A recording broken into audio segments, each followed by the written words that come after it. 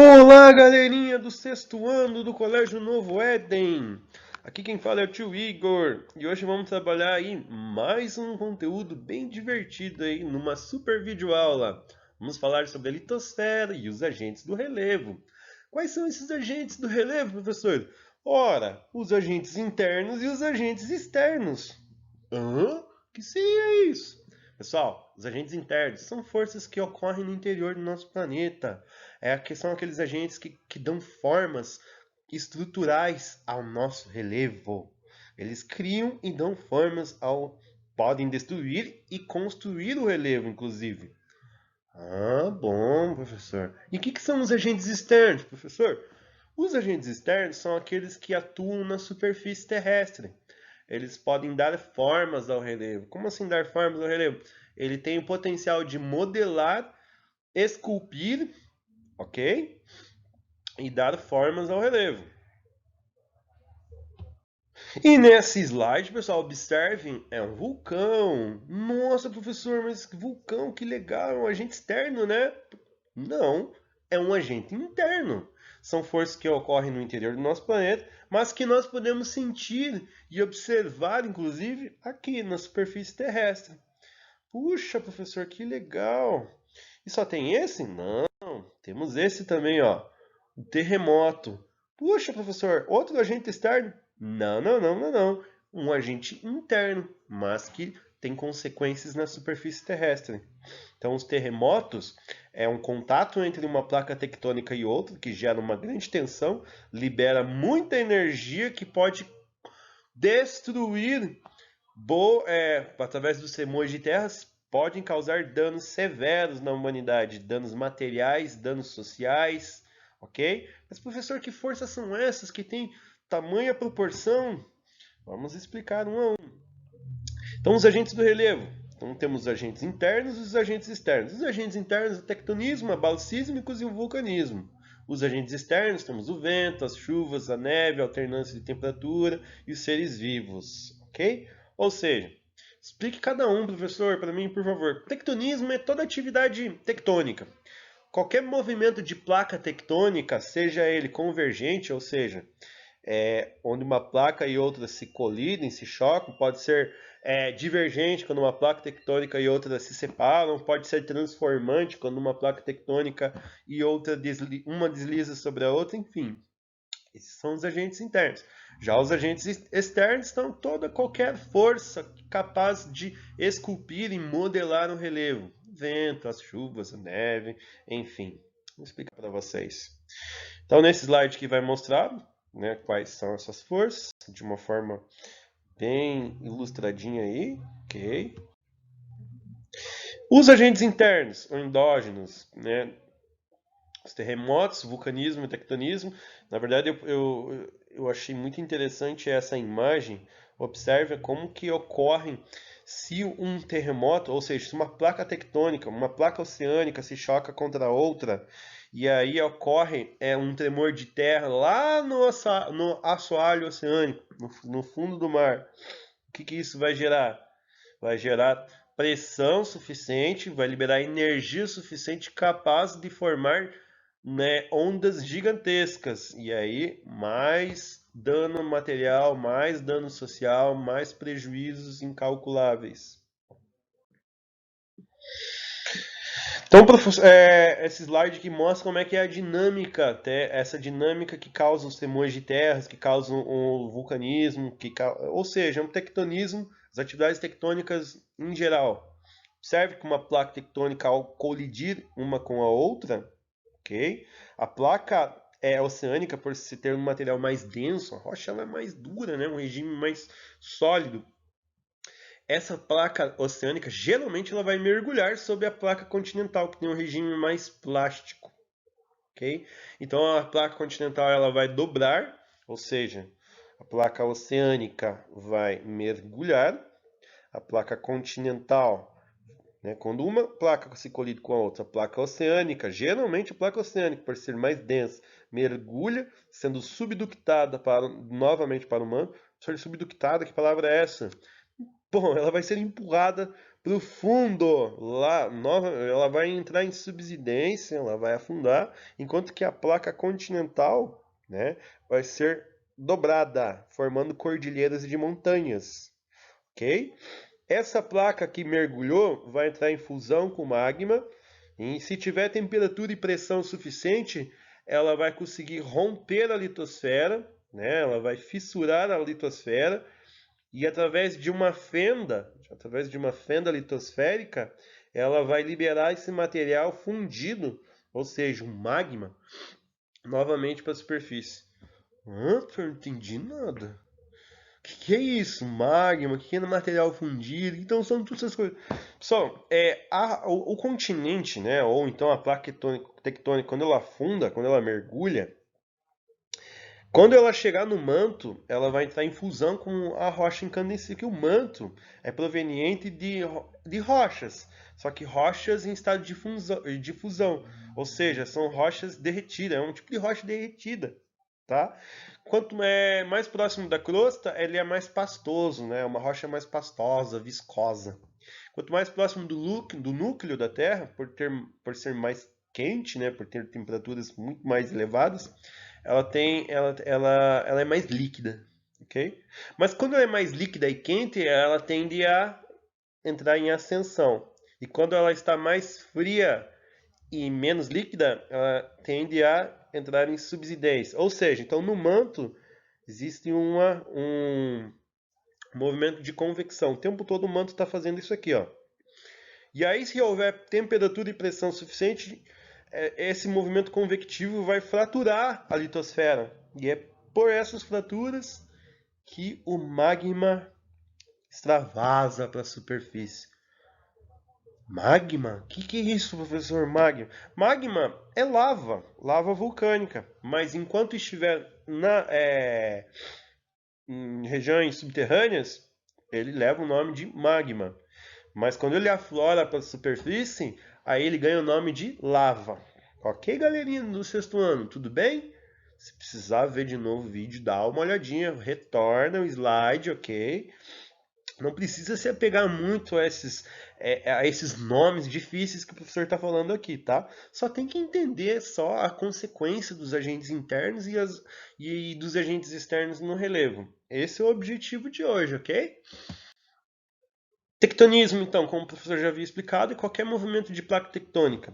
Vou mostrar para vocês esses movimentos logo, logo, ok? Então, tectonismo ou diatrofismo é um fenômeno que está relacionado ao movimento de placas tectônicas presentes na litosfera. Camada externa da Terra. Por que fala ali camada externa da Terra? Pessoal, porque tipo, qualquer contato entre placas tectônicas você vai sentir aqui na camada externa da Terra. E as placas tectônicas estão numa camada externa da Terra, fazem parte da litosfera, e a litosfera compõe a crosta, então é a camada mais superficial terrestre, ok? Aqui está dizendo que é um processo bastante lento. Sim, no tempo geológico é rápido, mas para o nosso tempo, é muito lento, tá? No tempo geológico, geralmente esses dobramentos, né? Quando uma placa tectônica colide com a outra e a placa continental suergue, eleva, num tempo geológico é muito recente, tá? É do Cenozoico para cá. Então, no tempo geológico é recente, mas no nosso tempo, no tempo humano do homem, nossa, foi há muito tempo mesmo, é muito antigo, tá? Os terremotos também, né, é consequência do tectonismo, terremotos. Quando há o contato numa placa tectônica e outra, vai gerar terremoto. Como assim, professor? Lógico. Você vai ter milhões e milhões de toneladas. Uma placa continental. Em algumas placas continentais tem continentes em cima delas. Então são blocos rochosos muito pesados mesmo. Então quando há o contato de um bloco rochoso com o outro, vai liberar energia. Essa energia que se concentrou ali, ela vai se expandir através de ondas sísmicas. Tá? Onde houve o contato dessas placas tectônicas, a gente chama de hipocentro. Mas aqui na superfície terrestre, onde você sente os tremores de terras, é onde ocorre o epicentro, é onde você sente esses tremores de terras. Não pode confundir, tá bom, pessoal? Hipocentro, onde ocorreu o contato. Epicentro é onde você percebe esses tremores, tudo bem? É quando ele chega até a superfície. Pessoal, aqui ó, basicamente, ó, essa é a dinâmica ó, que ocorre. Então ali ó, onde houve o contato ali das placas tectônicas, é o hipocentro, tá? Deixa eu pegar uma caneta aqui para marcar aqui, ó. Vou pegar uma cor aqui bem viva. Não, vou pegar um verdinho bem bonitinho.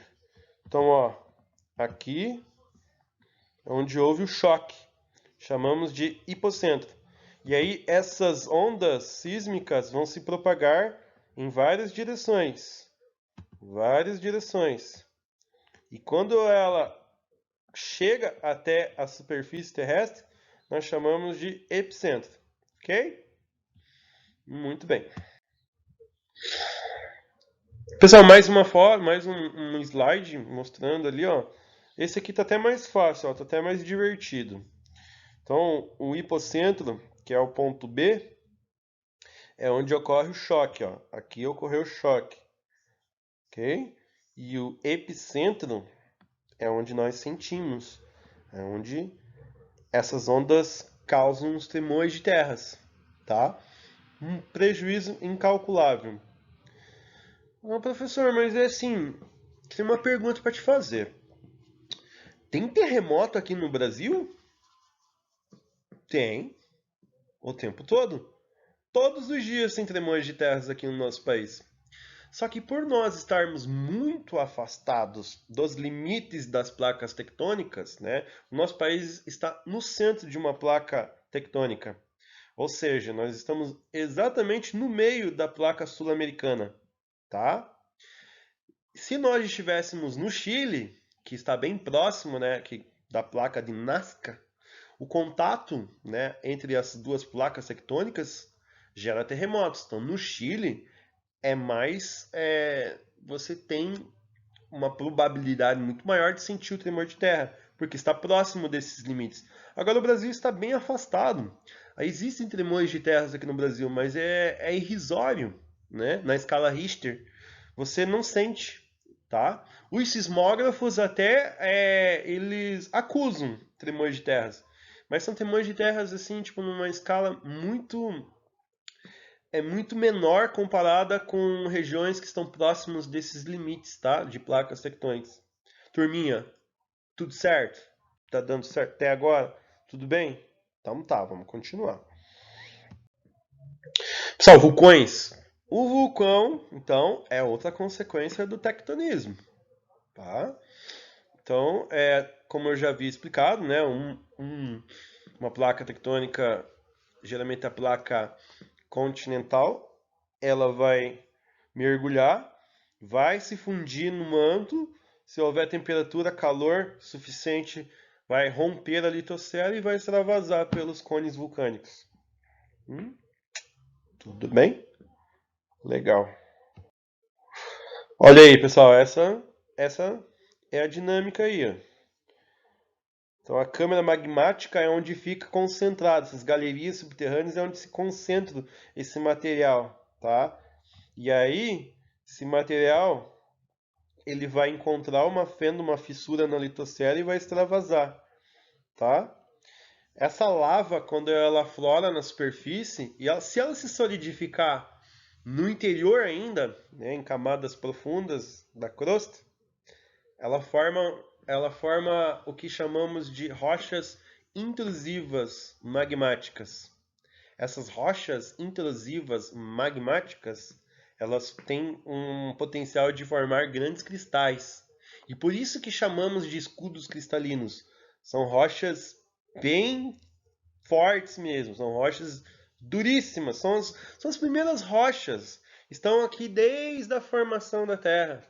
Agora, se esse magma ele conseguir extravasar e aflorar na superfície e se solidificar, ele se solidifica rapidamente, não dá tempo de formar cristais. E aí a gente chama de rocha magmática extrusiva. A rocha magmática extrusiva recebe o nome de basalto. Ok? Então vamos lá. Por que não temos terremotos no Brasil? Porque estamos longe do círculo de fogo. Estamos afastados dessas áreas instáveis do planeta, onde ocorrem muitas atividades tectônicas, tá? Então, 90% dos abalos sísmicos e vulcões, né, os 50% dos vulcões e 90% dos abalos sísmicos ocorrem nessas linhas, no anel de fogo, ou círculo de fogo, como vocês preferirem, tá?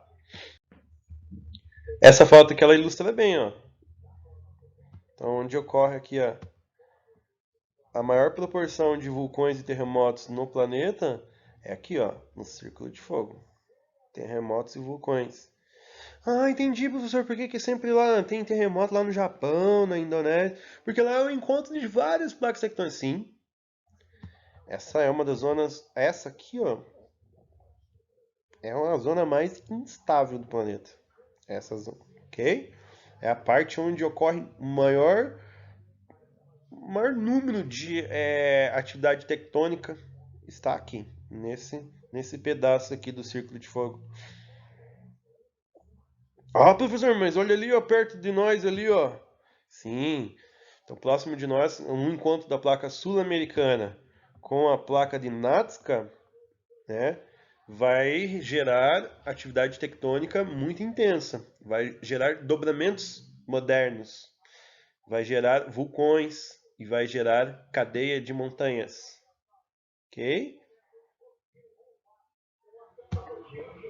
Vamos passar para o próximo slide. Os agentes externos são só aqueles que ocorrem na superfície terrestre. Eu não vou ler tudo isso aí, pessoal, mas eu vou resumir para vocês. Todo o processo erosivo, aquilo que destrói as rochas, aqueles agentes naturais como a chuva, os rios, que têm o potencial de destruir o relevo e transportar esses sedimentos de um local para o outro, a gente chama de agentes externos, ok? Então vamos lá. Intemperismo e erosão. O que seria intemperismo e o que seria erosão? O intemperismo se difere da erosão por um único conceito aí, tá? O intemperismo, ele desagrega os minerais rochosos, ou seja, ele destrói a rocha, ele decompõe a rocha.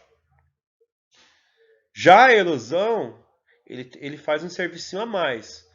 Ele transporta esses sedimentos de uma área para outra, ok? Essa é a grande diferença entre intemperismo e erosão. O intemperismo pode ser dividido em três: o mecânico, o químico e o biológico. O mecânico físico, no caso, seria a contração e a dilatação da rocha por conta do frio e do calor, ou então em regiões polares ali, o gelo, quando encontra uma fenda ou uma fratura na rocha, ele congela ali o interior ali e expande, e isso aí vai desagregar os minerais rochosos. Então esse é o intemperismo físico. O químico leva muito em consideração os elementos naturais, como a água e o oxigênio, que aí vai diluir a rocha. Como é que eu posso? Ele tem uma dissolução ali, ele vai agir diretamente na reações químicas que vão desagregar esses minerais rochosos. E o biológico, o que vai quebrar a rocha, no caso, não é nem os agentes químicos, nem os agentes físicos de dilatação e contração. Aí são os agentes, os micro-organismos, os insetos, os animais, as raízes das plantas, tá? Aí é um intemperismo biológico.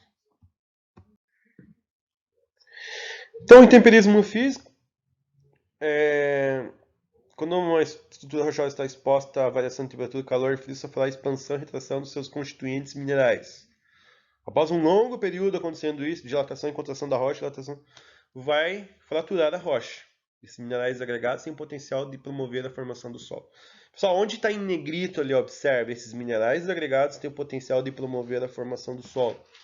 É exatamente isso que vai promover justamente essa porosidade, esse farelo de rocha, esses minerais desagregados, essas partículas de minerais, juntamente associado à matéria orgânica, é que vão dar origem aos solos, tá?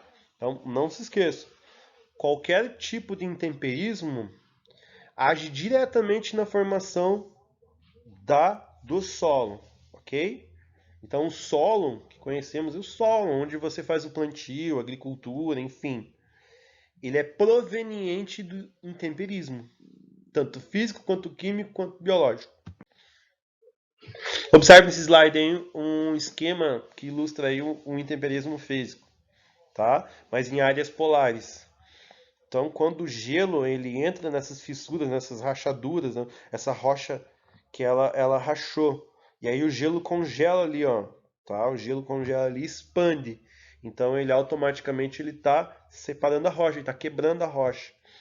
Então, ele favorece na remoção de fragmentos e partículas rochosas e minerais, ok? Temperismo químico. Então, os minerais que são desagregados das rochas, geralmente é por um processo químico, tá? Então, o oxigênio e a água, a chuva ácida também, tornam os seus minerais quimicamente estáveis, tá? Então, processos químicos que desagregam os minerais rochosos. Um tipo de erosão aí, essa imagem é só para você ver como é que funciona, como é que fica uma rocha depois de longos anos de sofrendo processos erosivos, enfim, destruição, né, dos seus minerais rochosos aí. Então você tem influência do clima, influência das chuvas, influência se houver algum lago ali ou um mar que durante milhares de anos agiu sobre essa formação rochosa, tudo isso vai dando formas no relevo. E o resultado é esse aí que vocês estão vendo. No temperismo biológico, então, as rochas a partir da ação de seres vivos, bactérias, até mesmo animais. A minhoca, pessoal, a minhoca vai ali e se alimenta da rocha. Tudo que quebra os minerais rochosos é um tipo, todo ser vivo que desintegra os minerais rochosos a gente chama de intemperismo biológico, ok? Mas principalmente as raízes das árvores, como você pode ver nessa imagem, ó. Ela entra ali nas fendas, né, da rocha e conforme ela vai ganhando, ela vai encorpando, ela vai quebrando esses minerais. Mais uma vez aí. Pessoal, erosão. Processo de... Com a erosão, o que difere do intemperismo? A erosão transporta os minerais, ok? O intemperismo quebra a rocha, quebra os minerais, e a erosão transporta. Então, o vento, os rios, as chuvas, é, todos esses elementos da natureza aí, eles conseguem transportar sedimentos de uma região para outra, Então, chamamos de erosão. Tipos de erosão: temos erosão pluvial, fluvial, marinha, eólica, glacial e gravitacional. Resumindo, pluvial proveniente das chuvas, fluvial proveniente dos rios, erosão marinha é a abrasão marinha, então as ondas que vão causar o desgaste ali nas falésias, enfim. Falésia é aquele muro que tem ali na costa, aquela vertente. Ai, professor, essas palavras estão difíceis para mim. Então, o que seria? Eu não tenho uma imagem aqui, tá? Mas você tem um paredão lá e em cima desse paredão ali, abaixo desse paredão ali, você tem o mar ali. Então as ondas o tempo todo batem naquela parede ali, ela vai desagregando os minerais. Então a onda vem, e aí conforme o paredão era assim, ó. E aí de tanto a onda vir aqui bater, ele fica assim, ó. Tá? Erosão glacial, então é um congelamento, enfim, já expliquei para vocês que é erosão glacial. E a erosão gravitacional, então se você tem uma vertente que ela é muito abrupta, ela é muito inclinada, ou seja, uma escarpa, um morro muito íngreme. Então, conforme ele vai ficando mais íngreme por processos erosivos, do vento, erosão eólica, enfim, tudo mais, as partículas de minerais acabam cedendo, acabam escapando das regiões ali das áreas mais altas, né, do cume dessas vertentes e acabam deslizando morro abaixo. Pessoal, esse é o tipo de erosão mais comum que o homem está acostumado a ver, tá? Que causam danos ambientais, danos sociais e danos materiais assim, bem escalonados, que são os movimentos de massa, tá? Ou movimentos de rigolito, enfim, como vocês preferirem. Ou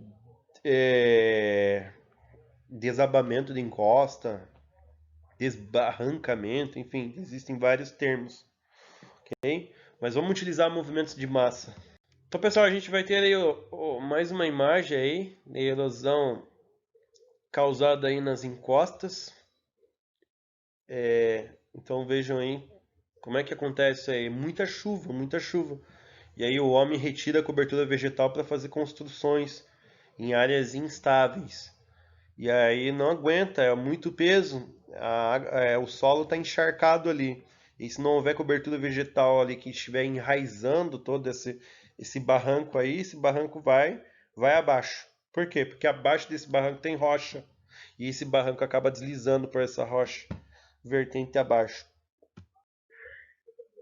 Uma vossoroca, também causado por muita chuva, inundou, e aí formou galerias subterrâneas de água, e a parte superior ali não aguentou e cedeu.